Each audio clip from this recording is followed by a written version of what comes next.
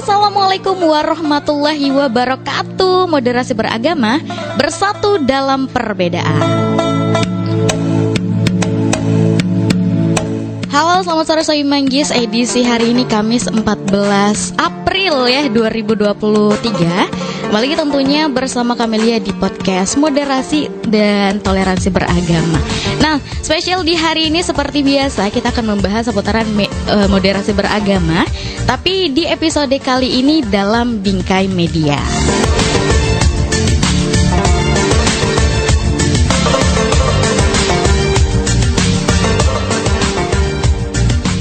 Dan Kamelia juga mau memberitahu juga kepada Sohib Manggis bahwa program ini itu terlaksana atas kerjasama dengan kantor Kementerian Agama Kota Jambi dan juga bersama Radio Manggis tentunya.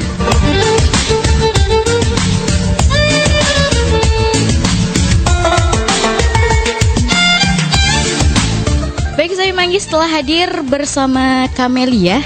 Narasumber kali ini berbeda dengan narasumber sebelumnya, karena biasanya narasumbernya laki-laki ini. Nah, tapi kali ini berbeda, Kamelia datang ini ya. Hari ini kita datangin Mbak Zulfa Amira Zaid. Hai Mbak Zulfa. Halo.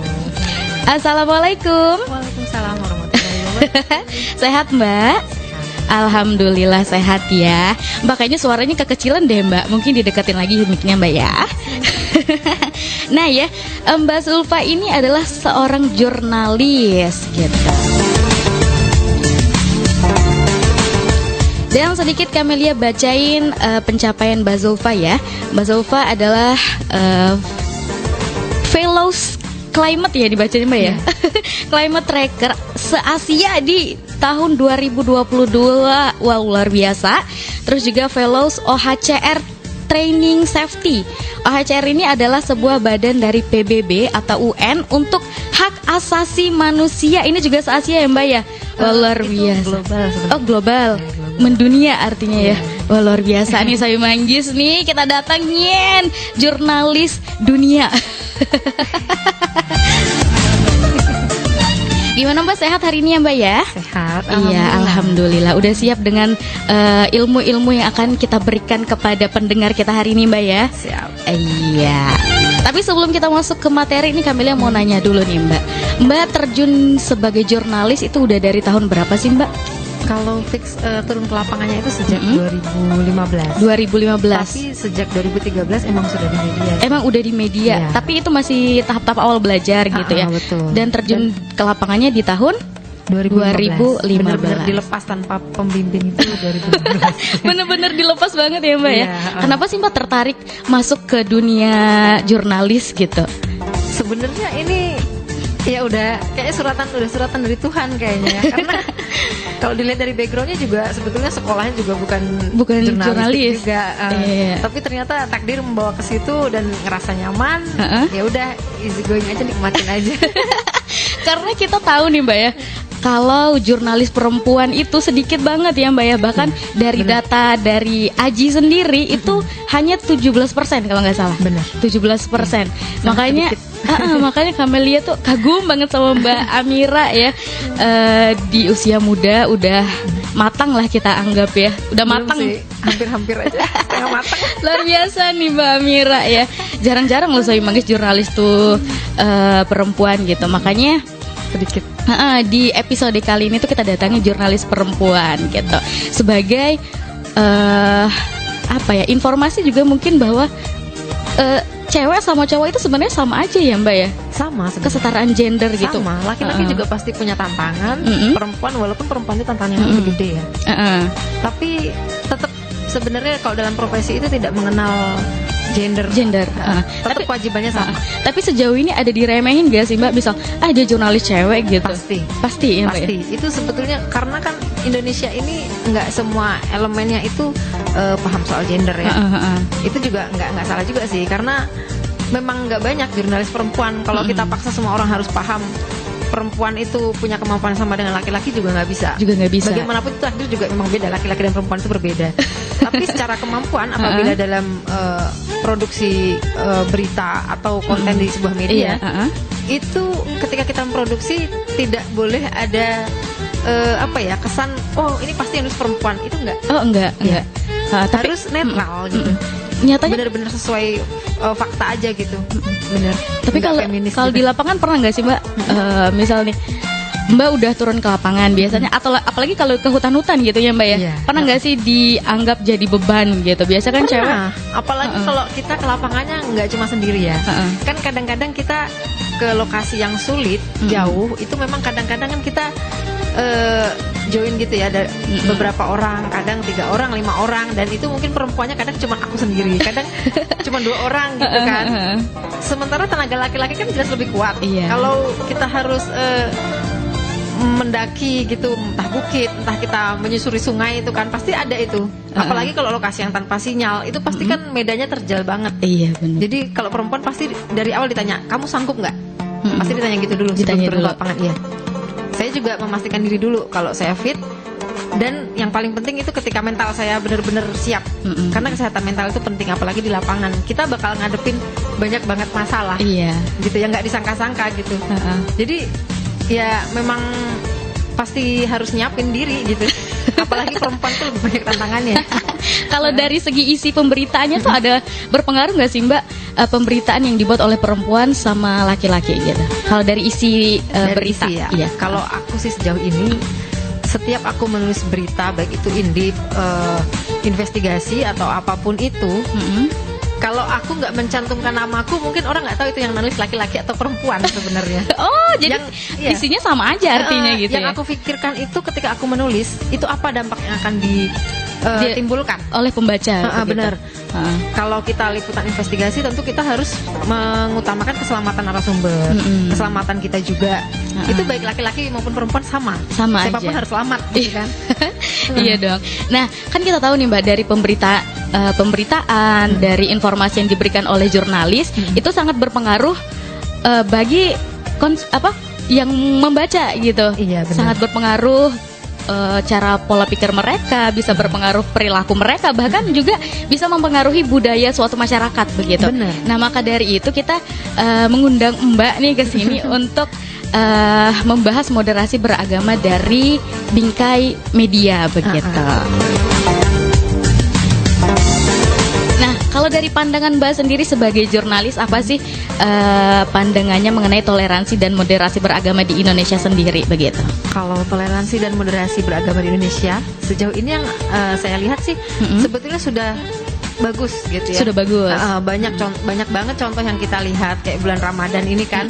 Kan kita sering lihat tuh pembagian takjil. Iya. Ternyata waktu kita deketin itu pembagian takjil itu kan biasanya kan yang berpuasa itu kan umat muslim. Benar. Tapi itu yang bagi ini tuh di depan gereja, dan itu memang jemaat-jemaat gereja yang sengaja nyiapin gitu. Oh, kalau itu udah banyak di Jambi banget. ada nggak sih Mbak kalau itu? Di Jambi sih aku belum lihat. Belum ya. lihat. Itu di luar ya Mbak ya? Itu memang di luar Jambi, tapi sudah banyak Udah banget banyak daerah kayak gitu. Luar biasa ya Mbak ya. Udah bagus. Terus kemarin ada juga contoh waktu lagi hari raya apa ya?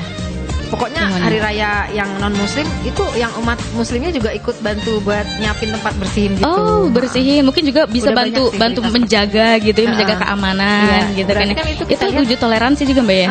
Toleransi udah sangat tinggi sebenarnya. Iya. Walaupun kita nggak memungkiri tetap ada intoleran, itu pasti tetap ada. Iya, pasti tetap Iya, ada ya. Tugas kita biar tetap Terutama semua jurnalis, toleransi. Iya. terutama jurnalis ya Mbak ya. Nah, dengan background sebagai jurnalis nih Mbak, bagaimana Mbak menilai apakah sejauh ini banyak berita yang muncul terkait isu toleransi dan moderasi beragama begitu? Banyak. Sekarang ini udah banyak, apalagi kita lihat di media arus utama ya, kayak di TV itu udah banyak banget sebenarnya. Dan itu jadi apa ya? Jadi pemicu utama juga bagi jurnalis-jurnalis terutama perempuan buat kalau bikin produk karya jurnalistik itu harus mengutamakan toleransi juga. Iya. Karena itu bisa mempengaruhi tadi benar pola pikir masyarakat Pola pikir, kan. tingkat. Apalagi ini masyarakat Indonesia itu sangat multikultur. Kebinekaannya tuh sangat beragam banget. Iya. Bahasanya, budayanya, Benar. agamanya terutama juga. Kalau ya. dari media sendiri tidak memasukkan unsur toleransi, takutnya ntar perang makin banyak. Nah itu Iya kan? Aduh luar biasa nih ya. Saya Manggis yang mungkin udah punya gambaran dari segi media ya. Namun sebelum kita membahas lebih lanjut, kita dengerin dulu nih jeda iklan berikut ini. Dek. Moderasi beragama Bersatu dalam perbedaan. Masih bersama Kamelia dan juga tentunya Mbak Zulfa di sore hari ini ya, menemani Sohib Manggis yang sedang beraktivitas di rumah sambil ngabuburit ya kan. Sebelum kita berbuka nanti akan lebih baik nih mendengarkan ilmu-ilmu dari Mbak Zulfa Amira. Panggilannya apa sih Mbak? Mbak Amira. Oh Mbak Zulfa. Oke. Nah Pak Sohib Manggis nih ya yang mau bertanya seputaran moderasi beragama dalam bingkai media, bisa banget langsung aja telepon di 0741241187 atau juga bisa WA di 081174515500 tentunya. Langsung aja ajukan pertanyaannya, mumpung ada jurnalis wanita di sini. Oke Mbak, sebagai seorang perempuan nih Mbak ya, kita sebenarnya bisa membangun pondasi moderasi beragama itu mulai dari rumah. Benar banget. Nah, dengan menanamkan nilai-nilai moderasi kepada anak, adik, ataupun siapapun itu. Nah, ada nggak sih Mbak tips untuk pendengar kita yang juga kaum emak-emak nih untuk membentuk moderasi mulai dari rumah? Dan kebetulan juga Mbak Amira ini adalah juga seorang ibu. Iya benar. Luar biasa. Mungkin ada deh tipsnya begitu Mbak. Kalau aku sendiri sih yang paling penting pertama itu bagi seorang ibu, walaupun di rumah kita nggak peduli itu wanita karir atau ibu rumah tangga, itu harus banyak membaca. Banyak membaca. Benar. Intinya membaca. Membaca. Terus pola pikir kita juga harus terbuka. Jadi ketika ada sesuatu itu bukan berarti kita langsung keluar mentah-mentah ya, tapi kita cari tahu perlu dulu. langsung matahin juga gitu. Kita cerna dulu, kita ambil baiknya gitu, kita ambil hikmahnya gitu kan. Terus bagi perempuan ya, karena ini kan generasi yang unggul itu kan dimulai memang dari rumah. Iya, Yang benar. mendidik itu kan memang seorang ibu. Iya. Jadi utamakan kesehatan mental seorang ibu. Luar Ketika biasa. seorang ibu mentalnya ada yang sedang kurang baik, bukan berarti kejiwaannya terganggu, bukan ya, tapi kesehatan mental itu Nomor satu banget, itu dari pikiran, mental. Ketika kesehatan mentalnya sangat baik, itu pasti ngayomin anak-anaknya itu juga pasti dengan pola pikir terbuka, dan itu akan menghasilkan hal yang baik gitu. Kalau ibunya sendiri apa ya, kurang percaya diri atau mungkin mengalami hal-hal yang kurang baik, dan dia tidak bisa menerima, tidak bisa menetralkan hatinya, itu dampaknya juga pasti ke anak-anaknya. Bener sih, bener ya. Ternyata mental nomor satu ya Mbak ya. bener. Kesehatan mental nomor Banyak satu. baca itu aja. Karena kalau mentalnya juga udah kena, kesehatan fisiknya juga mungkin juga bisa berpengaruh ya Mbak ya. Ngaruh banget. Oke Mbak, Kamelia mau beralih ke berita yang pernah terjadi di Jambi nih ya Mbak ya, mengenai informasi gereja yang dibangun terus disegel. Ada beberapa gereja yang di Simpang Rimbo, tau nggak Mbak beritanya? Nah itu gimana tuh Mbak tanggapan Mbak? Sebetulnya itu udah jelas-jelas intoleran Salahnya banget intoleran. ya. Kita tahu sih sebenarnya pembangunan sebuah tempat ibadah apapun Harus ada itu izin. agamanya memang pasti harus ada izin. Iya. Persyaratan perizinan itu juga kita tahu itu banyak. Harus ada dukungan sekian banyak orang, harus melalui izin dari aparatur setempat. Iya. Legalitasnya juga harus dilihat gitu kan. Tapi kembali lagi, namanya kita memegang sebuah kepercayaan, apalagi mendirikan sebuah tempat ibadah, itu adalah hak bagi semua orang. Itu human right yang nggak boleh diganggu gugat. Kita nggak bisa memaksakan orang untuk ke arah mana. Itu udah hak setiap orang. Setiap orang punya hak untuk menentukan pilihan.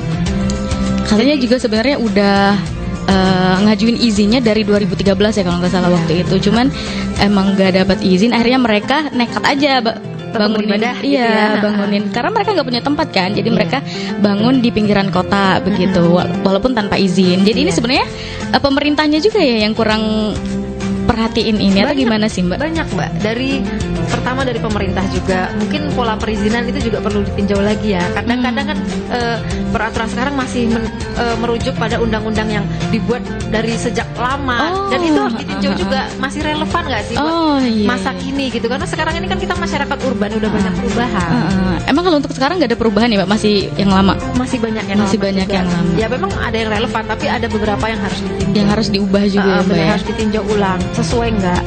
Terus selain pemerintah juga, itu masyarakat sekitar tempat ibadah itu juga berpengaruh, benar. Iya, benar-benar. Kan kadang ada yang welcome aja gitu. Oke, silahkan.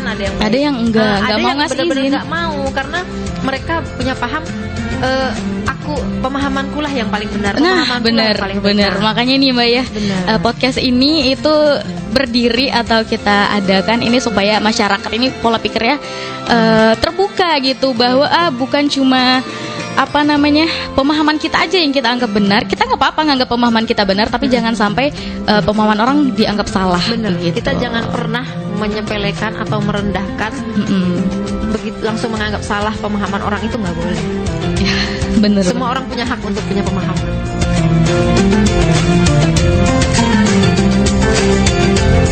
Nah, kalau tips dari Mbak Amira sendiri nih ya, gimana menurut Mbak mengenai banyaknya informasi di sosmed dan dikonsumsi oleh emak-emak terutama yang bermuatan negatif? Ada nggak sih tipsnya untuk memfilternya begitu?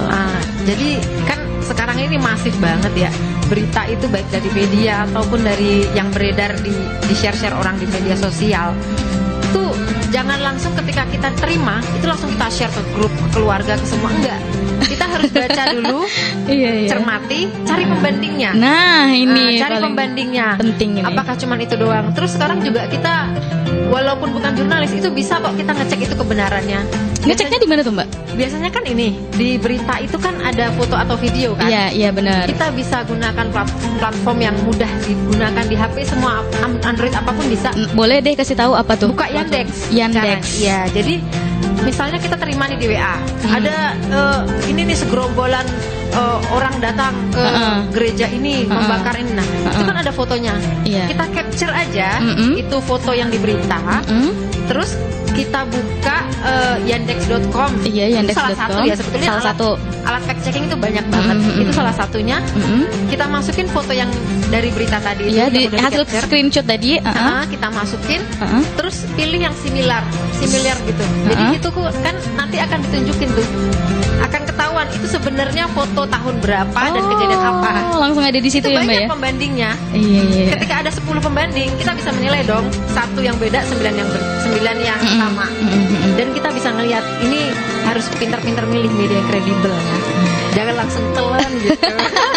Disaring dulu ya. Di-sharing dulu sebelum sharing ya Mbak ya. Ini cuma salah satu sih. Buat Sawi Manggis nih ya yang mungkin dapat informasi dari WhatsApp gitu, ada berita-berita langsung di-share gitu tanpa dicek dulu kebenarannya gitu ya. Ini sering banget nih. Jadi kita harus saring sebelum sharing. Iya benar. Luar biasa.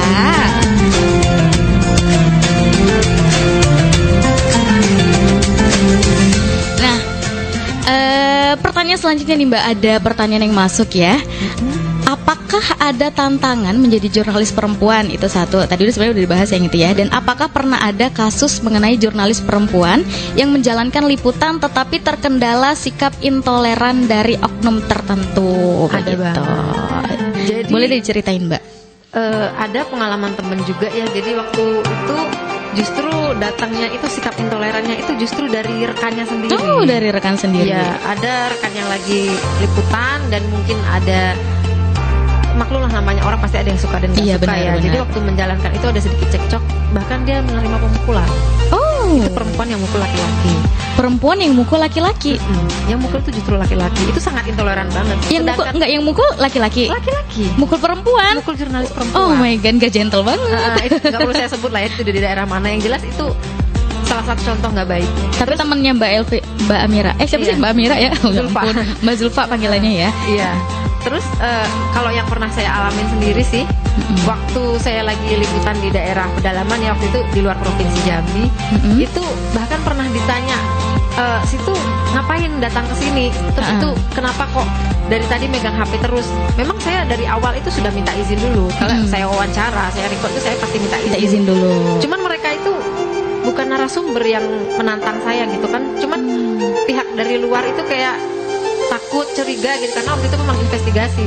Kayak dia kepengen langsung, apa sih yang direkam, apa sih ini? Ya memang saya tunjukin.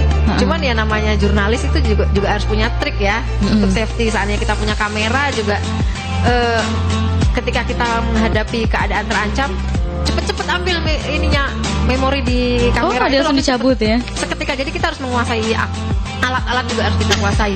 Seketika langsung kita cabut. Jadi ya kalau ampun. kamera kita dirampas, file kita masih aman. Ya ampun, segercep itu ngambil memorinya. Bener, harus seperti itu. Luar biasa ya Soy Manggis ya ampun. Oke Soy Manggis nih yang mau bertanya seputaran moderasi beragama dalam bingkai media, ayo buruan sekarang langsung tanya, mumpung ada pakarnya di sini. Iya Bu. Mungkin ini deh Mbak, sebelum kita masuk ke pertanyaan-pertanyaan berikutnya, kita dengerin dulu nih jeda iklan berikut ini.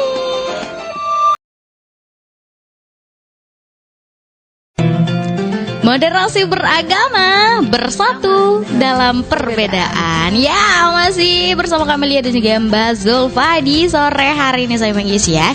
Dan buat kamu yang ingin mengajukan pertanyaan, jangan takut.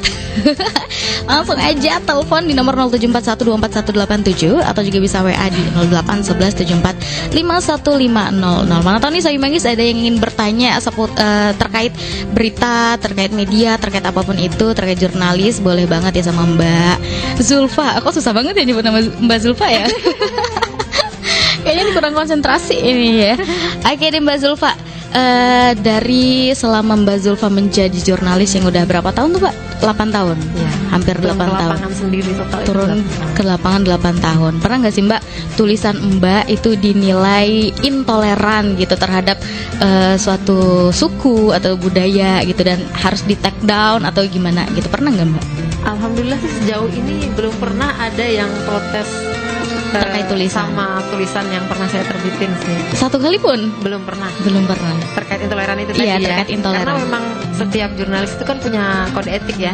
Selama jurnalis itu megang kode etik dan melaksanakannya benar-benar, itu insya Allah akan aman sebenarnya gitu. Kalau dari teman-teman Mbak, teman-teman jurnalis ada nggak yang termasuk jurnalis yang intoleran begitu?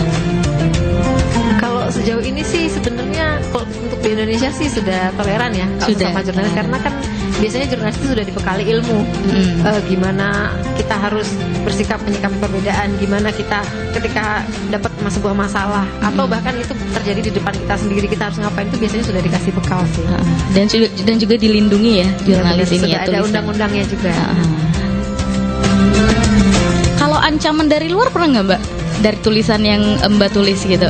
Kalau ancaman setelah terbit sih biasa nggak ada ya. Cuman pengalamannya paling yang waktu liputan tuh pernah ada tindakan yang mungkin akan mendiskriminasi kita, mungkin akan meneror kita, itu udah kelihatan banget. Tapi waktu itu karena saya udah aware duluan ini bakalan ada yang nggak baik, jadi saya udah kabur duluan. Wow, tahu saya- dari mana Mbak feeling gitu? Waktu Feeling. itu kan saya sedang liputan ini tindak pidana perdagangan orang ya, tindak pidana TPPO itu kan.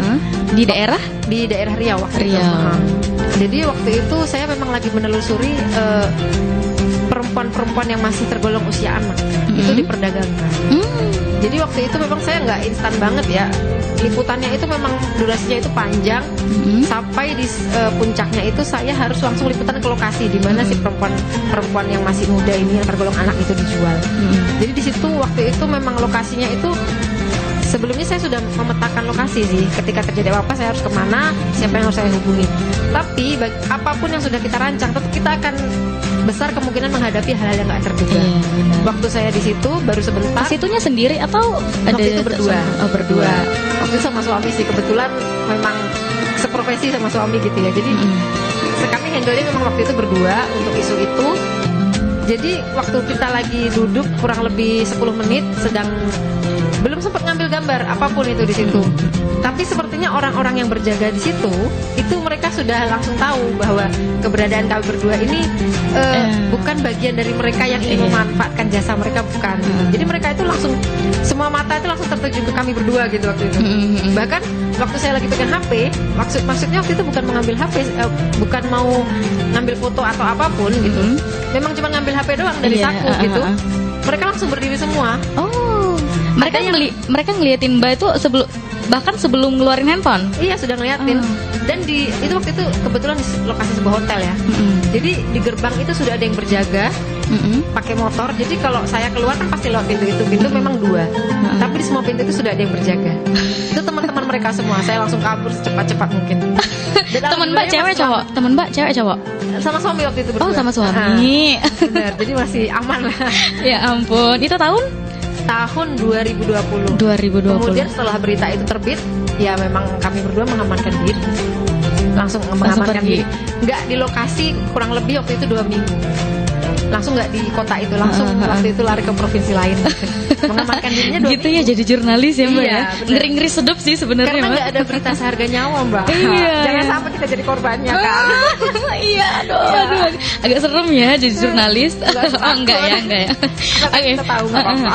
Oke nih Mbak, dari yang Camelia ketahui nih Mbak ya, Mbak tuh sering banget memuat karya atau tulisan yang berkualitas tentunya. Nah, kedepannya nih ada nggak ketertarikan untuk mengangkat isu-isu yang berkaitan dengan toleransi dan moderasi beragama? Pasti sebenarnya. Karena namanya toleransi itu kan masuk ke kriteria HAM ya, hak asasi manusia. Ah, iya. Kebetulan saya ini kan walaupun jurnalis tapi saya juga merintis sebuah media juga. Nah, Apa tuh nama medianya? amira.co.id. Amira.co.id. Itu tuh memang saya dan suami itu membangun sebuah media itu, fokus utamanya tuh memang utamanya ke hak asasi manusia dulu, kemudian baru lingkungan dan yang lain-lain. Karena hak asasi manusia itu paling penting. Paling menurut penting. kami, ya. Sama kayak yang Mbak ikutin nih, apa nih yang di capaian fellows OHCHR ya Mbak ya? Itu badan bentukan PBB. Badan PBB. Mungkin bisa dijelasin apa maksud dari OHCHR ini sendiri? OHCHR itu sebenarnya programnya atau ininya? Boleh OHCHR. programnya boleh. Waktu itu sih memang mereka itu setiap tahun ada program khusus buat jurnalis, karena mereka ini kan menilai produk jurnalistik itu kan bisa mempengaruhi pola pikir masyarakat. Benar, gitu. benar. Dan yang ini nih kemarin yang saya ikutin itu baru perdana banget diadain. Perdana Banget di tahun 2022. Berarti tahun ini belum.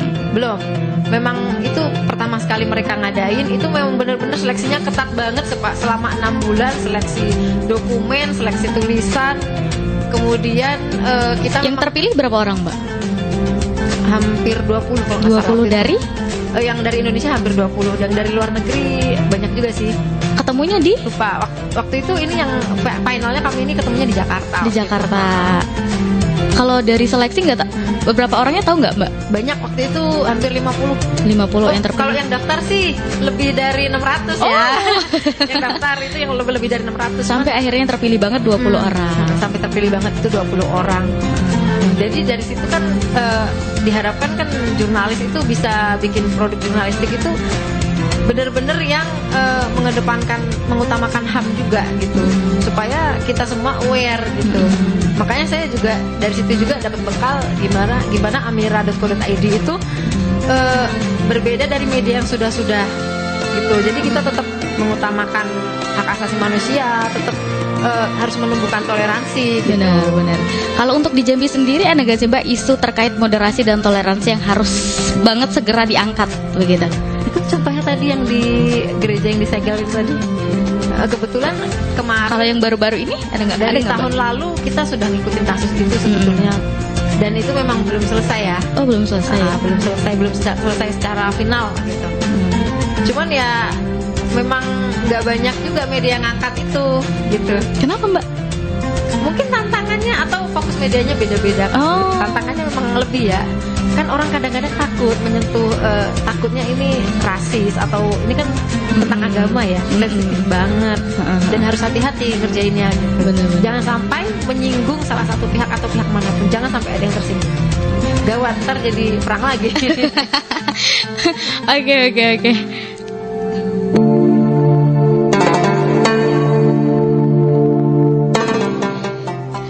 Dari yang Mbak bilang agak apa tadi Mbak ya? Agak khawatir gitu nulisnya. Atau mungkin emang nggak menarik gitu sehingga isu HAM ataupun moderasi beragama itu jarang diangkat. Sebenarnya menarik sih. Cuman mungkin dari masing-masing jurnalis itu punya fokus masing-masing ya. Fokusnya berbeda. Fokusnya berbeda, dan mungkin namanya jurnalis ini kan biasanya kan nerima apa ya, tugas dari redaksi kan, pasti ada tugasnya dari tim masing-masing kan ada. Mungkin mereka fokusnya berbeda-beda. Sebenarnya ngangkat isu toleransi ini sudah banyak. Sudah banyak cuman mungkin kurang banyak dibaca aja kali. Udah banyak sebenarnya. Kurang banyak dibaca. Kalau kelompok radikal sering diberitain nggak Mbak? Atau misal dari sudut pandang jurnalistik nih, pemberitaan itu kan harus independen. Iya benar. Nah, kalau suatu ketika ada kelompok radikal membuat kegiatan dan sebagainya, apakah media juga tetap boleh memberitakannya begitu? Harus malah. Kalau ada kelompok radikal bikin kegiatan, itu justru masyarakat luas tuh harus tahu. Supaya apa? Biar masyarakat itu aware gitu, waspada gitu. Apalagi sekarang nih generasi muda sekarang ya, kita nggak tahu namanya pergaulan itu nggak ada batasan lagi, teknologi juga nggak ada batasan lagi. Kalau hal yang kayak gitu mereka nggak tahu, gimana kita membatasi diri gitu. Jadi tugas media harus memang mengekspos, tapi jangan lupa kode etik jurnalistik. Hati-hati. Ayo kita saya manggis ya, semakin hangat nih sebenarnya perbincangan pada sore hari ini. Tapi kita mau jeda dulu setelah iklan berikut ini. 96 FM Barometer Musik Dangdut Sejambi Raya. Wah, gak kerasa udah menunjukkan pukul 16.50 waktu Indonesia Barat nih. Artinya tinggal 10 menit lagi perbincangan kita pada sore hari ini ya. Nah, buat saya manggis yang ingin bertanya nih masih bisa banget karena waktunya masih ada, langsung di 24187. Halo. Moderasi beragama. Halo. Bersatu dalam perbedaan. Oke, Mbak Mala. Silakan langsung ajukan pertanyaannya apa? Tanya apa nih ketemu Mak Mala Gani? Loh. Kali ini tentang moderasi beragama dalam bingkai media. Ada yang mau ditanyain nggak? Ada yang mau ditanyain nggak? Baru apa? Mau nanya apa? Iya apa ya? Baru nyimak ya nih Mbak Mala ya? Iya udah tahu. Aduh, ya udah deh. Pokoknya dengerin aja ya, karena waktunya tinggal dikit juga. Oke, terima kasih Mbak Mala. Mbak Malanya baru nyimak ternyata. Oke deh Mbak ya, kembali ini ke pertanyaan berikutnya. Karena sebenarnya masih banyak pertanyaan-pertanyaan yang ingin ditanyakan, tapi mengingat waktu nih ya Mbak ya, langsung aja. Kelompok radikal tadi kan kata Mbak harus diberitakan ya Mbak ya. Nah, kalau seandainya ada investasi dari pemerintah untuk tidak memberitakan, sedangkan kita harus memberitakan dan sesuai kode etik, kita gimana Mbak?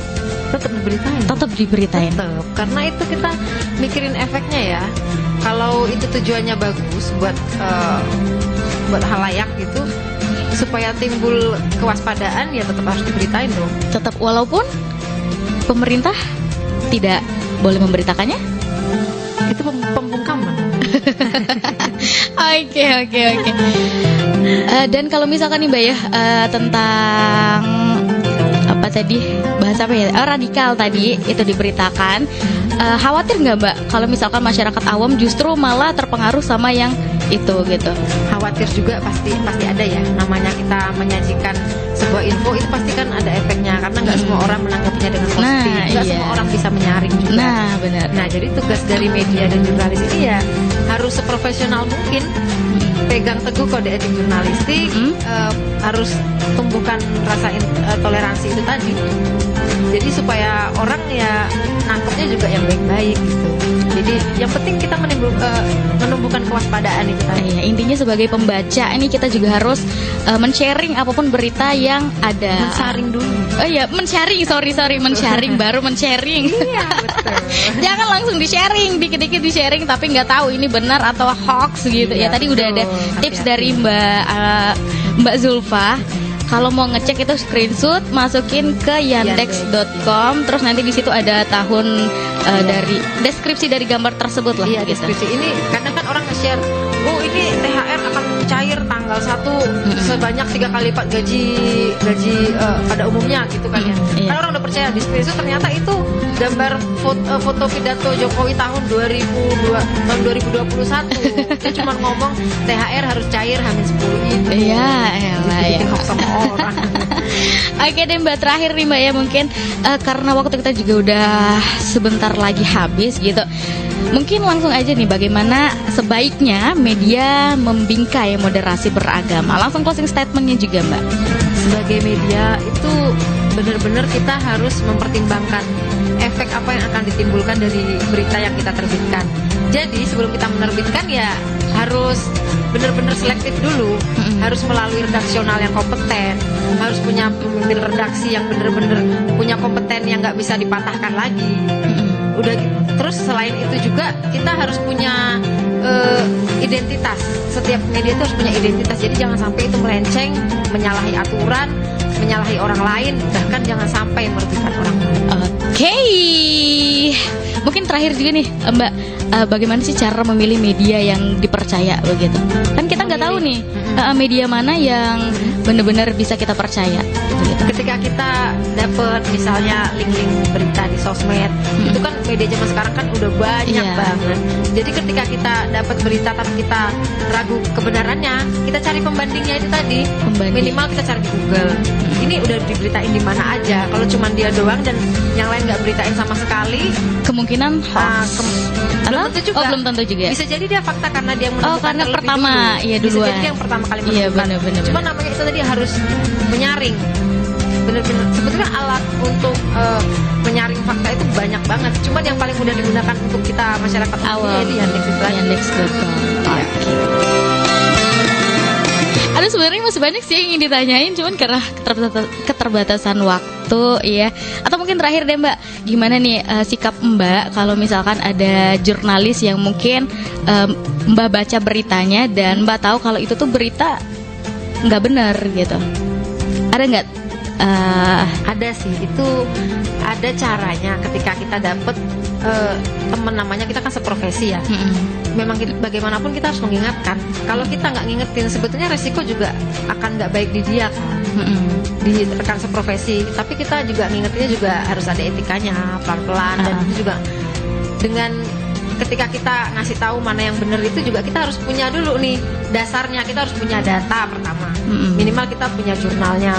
Kita harus punya data yang kompeten, yang nggak bisa dipatahkan lagi, yang nggak bisa disangkal lagi. Jangan cuman berita lu salah, nggak bisa. Iya benar. Harus punya data dulu. Oke, mungkin cukup sampai di sini Mbak. Terima kasih banget atas ilmu-ilmu yang telah diberikan pada hari ini, pemahaman-pemahaman kepada kita, kepada pendengar semua untuk bisa mensaring sebelum men-sharing ya, untuk bisa juga membaca. Karena kalau kita tidak membaca, kita juga nggak tahu ilmu gitu ya, tidak tahu apa sih isi dunia ini gitu loh. Luar biasa perbincangan kita pada sore hari ini juga bersama jurnalis wanita yang sangat cantik, berbakat. Wah, luar biasa, pakarnya udah langsung datang ke sini. Ini kapan-kapan pokoknya harus main ke sini lagi ya Mbak ya. Yakin ya Mbak ya? Harus Mbak Zulfa harus main ke sini lagi loh, udah di booking loh sama Radio Manggis. Perdana ya ke Radio Manggis. Perdana ya. Kalau ke radio-radio tetangga udah pernah belum nih? Kalau di Jambi sih belum. Baru ini ya. Wah, luar biasa nih. Tepuk tangan dulu deh buat Mbak Zulfa. Terima kasih banyak buat Mbak Zulfa atas waktunya pada sore hari ini, kesempatannya pada sore hari ini. Terima kasih Sayu Manggis juga yang mendengarkan di rumah. Semoga menjadi ilmu yang bermanfaat, dan juga terima kasih kepada kantor Kementerian Agama Kota Jambi yang sudah menyelenggarakan program ini ya. Terima kasih banyak, dan mungkin Mbak mau salam-salam buat teman-teman yang di rumah atau teman-teman media, boleh Mbak salam-salam. Oh. Atau mau salam buat suaminya yang sedang menunggu di luar, boleh. Terima kasih juga nih buat suaminya Mbak Zulfa yang juga sebagai jurnalis juga ya, pasti ya kan Bang Jo. Iya, jauh lebih profesional. Yang menunggu di luar sama anaknya juga, semoga sehat-sehat terus ya bersama keluarganya ya Mbak Zulfa ya. Terima kasih. Oke Sayu Manggis, mungkin kita cukupkan podcast moderasi dan toleransi beragama kita pada sore hari ini, edisi Jumat 14 April 2023. Semoga dengan podcast yang diselenggarakan ini memberikan manfaat lah ke depannya untuk Indonesia juga. Salam toleransi. Terima kasih. Wassalamualaikum warahmatullahi wabarakatuh. See you. Terima kasih Mbak.